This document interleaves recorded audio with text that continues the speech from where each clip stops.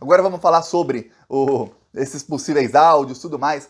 Ó, primeiro, a Polícia Federal tem uma suspeita, e quando eles dizem suspeita, porque eles já sabem que é isso mesmo, de que o Bolsonaro ele usa um aplicativo de mensagens, é um aplicativo que, inclusive, lá na Espanha, quando estavam tentando a independência da Catalunha, também usava esse aplicativo. É um aplicativo de mensagens que dribla qualquer tipo de grampo. Então, se a polícia conseguiu quebrar o sigilo e tudo mais, e escutar as conversas de alguém, esse aplicativo dribla isso. Então, eles acham que o Bolsonaro usa isso e que ele usa isso para falar com o ministro. Por quê? Porque eles não viram ligação do Bolsonaro com o ministro, assim, conversas entre o Bolsonaro com o ministro. É muito estranho que, enquanto ele era ministro mesmo, ele não ligava para o chefe dele. Que ministro que não liga nunca para o presidente da República. E depois, nas conversas que o ministro fala com outras pessoas, ele cita o Bolsonaro várias vezes. Nessa que vazou, ele cita o crime do Bolsonaro de obstrução de justiça, de avisar para ele que ia ter busca e apreensão na casa dele. Mas ele cita em outras conversas. E a Polícia Federal nunca acha quando é que o Bolsonaro conversou com o ministro. Então, tudo indica que o Bolsonaro tem ali algum aplicativo que é para não ser grampeado. Ok, a Polícia Federal também sabe que o ministro, os pastores, o diretor do FNDE, que era o Mussi, Luciano Mussi, e o genro do pastor, que também tinha sido, do pastor Arilton, que também foi preso, que eles usavam celulares reservas. Agora a Polícia Federal também sabe que a filha do ministro e a esposa do pastor Arilton também tem um celular reserva. Eles estão na busca desses celulares, só que é difícil achar os celulares quando o presidente da República avisa a todo mundo que vai ter busca e apreensão. Então eles já devem ter dado fim nesses celulares. Então essas conversas a gente não vai saber. Não vai saber quando foram feitas, tudo mais. A Polícia Federal está querendo saber o número desses celulares, que aí pelo menos pelas operadoras dá para saber quem ligou para quem e quando essas ligações foram feitas. O resto que tem ali, dificilmente esses celulares ainda existem. A não ser que sejam, olha, sendo bolsonaristas eu não sei, né? Mas a não ser que sejam muito burros de manter o celular com todas as provas do crime em algum lugar. Tá. São bolsonaristas, né? A gente é capaz de estar em algum lugar. Pois bem, então o governo Bolsonaro está apavorado porque eles sabem.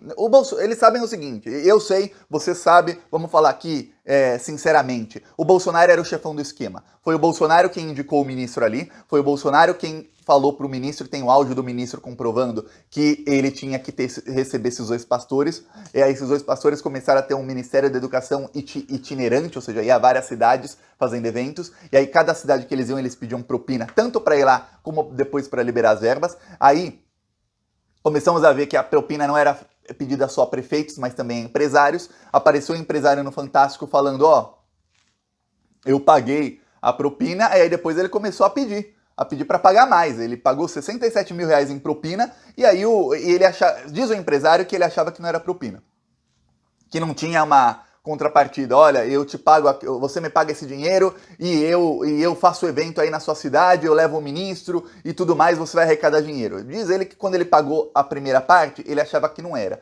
Porém, depois disso, o pastor Arilton começou a ligar para ele, exigindo que ele pagasse as passagens do pastor Arilton e de mais 5 pessoas. E aí esse empresário ficou assim, peraí. E que ele começava a usar muitos termos chulos e que ele não parecia um cara cristão, um cara de Deus, como parecia no começo, nas primeiras conversas.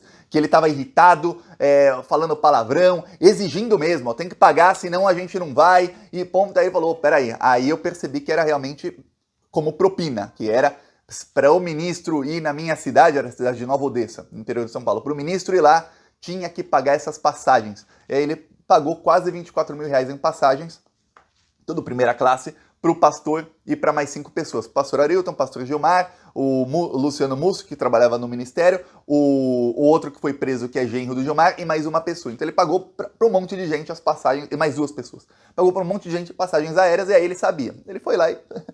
Quem tá falando isso não sou eu, é o empresário que pagou a propina, ele falou no Fantástico, mostrou a cara dele, falou, não, pedir propina mesmo, propina. Pois bem, aí o Fantástico também mostrou que foi o Bolsonaro quem indicou os dois. A primeira vez que a Globo faz isso. A Globo conseguiu...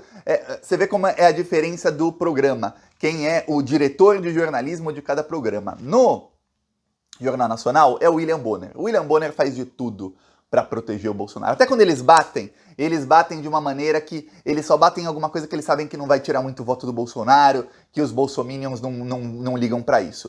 Já o Fantástico não. E quando eles batem nesse caso aí do Ministério da Educação, eles conseguem fazer matérias de 5, 6 minutos sem citar o Bolsonaro. Já no Fantástico não. O Fantástico ficou lá 7, 8 minutos a assistir a matéria inteira sem citar o Bolsonaro, mas depois no fim foi pancada atrás de pancada, mostrando o vídeo do Bolsonaro, mostrando até o Bolsonaro. Olha, o Bolsonaro tem um vídeo dele em que ele diz o seguinte: olha, mas essa corrupção não foi como nos governos anteriores, que era corrupção. Isso foi apenas tráfico de influência, é diferente. O próprio Bolsonaro confessa que teve crime de tráfico de influência. O próprio Bolsonaro confessa em vídeo. Quer dizer, fica difícil não ter, você achar que não tem nada contra o Bolsonaro. Ah, então, Bolsonaro sendo chefão, você acha que o pastor Arilton e o pastor Gilmar, quando conversavam um com o outro, eles não citavam o nome do Bolsonaro? Você acha? Você acha que quando eles conversavam com o Milton Ribeiro, então ministro da Educação, eles não citavam o nome do Bolsonaro? Que depois, quando começaram as investigações, começaram os grampos, eles nunca citavam o nome do Bolsonaro? O ex-ministro citou até para a filha dele. Citou, inclusive, quando o Bolsonaro cometeu crime de avisar da operação de busca e apreensão. Quer dizer, muito provavelmente é uma chance de 99% que tem áudios. Mais do que isso, não tenha dúvidas de que o Bolsonaro já conversou com eles, ou mandou alguém conversar, e perguntou, vocês falaram sobre mim ou não? E eles devem ter dito, a gente falava, a gente conversava, a gente não sabia que estava sendo grampeado, a gente falava um monte. Então, agora estão apavorados com isso, e eles são apavorados principalmente com o fato de que a CPI pode pedir esses áudios para a Polícia Federal. Então, mesmo se a polícia não vazar, a CPI vai vazar. E aí todo mundo vai ficar sabendo de corrupção do Bolsonaro em véspera de eleição. Mais do que isso, tem aliados do Bolsonaro no Centrão que já falaram, não conte comigo, você é tóxico, você é sinônimo de corrupção. E até o pessoal da bancada evangélica são 130 parlamentares. 131. Esses deputados querem distância do Bolsonaro, eles estão se distanciando cada vez mais. São bolsonaristas? São, mas eles querem distância do Bolsonaro. Tem muitos palanques que o Bolsonaro estava negociando com deputados da bancada evangélica, e são palanques importantes. Por quê? Porque são deputados que são pastores. Então, ele tá lá, imagina, ele era pastor na igreja dele, ele convenceu lá o pessoal a votar nele, tá? Virou deputado. Ele vira deputado, com verba do Bolsolão, ele vai lá. Claro, roubam muito, roubam 80%, 90%, mas ele vai lá, asfalta uma rua, faz uma reforma numa escola, faz uma ponte aqui, faz uma obra ali, distribui não sei o que ali, aqui, e aí ele fica mais famoso, e ele continua pregando na igreja. Então esse cara vai lá com o Bolsonaro na cidade dele e fala, gente, vota aqui no Bolsonaro, isso tudo foi graças ao Bolsonaro. O que acontece? Essas pessoas tendem a falar, realmente, não tô gostando do governo, mas quanta coisa que ele realmente fez. Talvez os problemas do Brasil não sejam culpa do Bolsonaro. Ainda mais que o pastor vai falando isso e fala dentro da igreja também. O que acontece é que, desde que surgiu esse escândalo, a bancada evangélica falou não. Então o Bolsonaro já estava perdendo palanques que ele estava negociando com políticos do Centrão. Eu venho falando isso aqui há meses eu venho falando.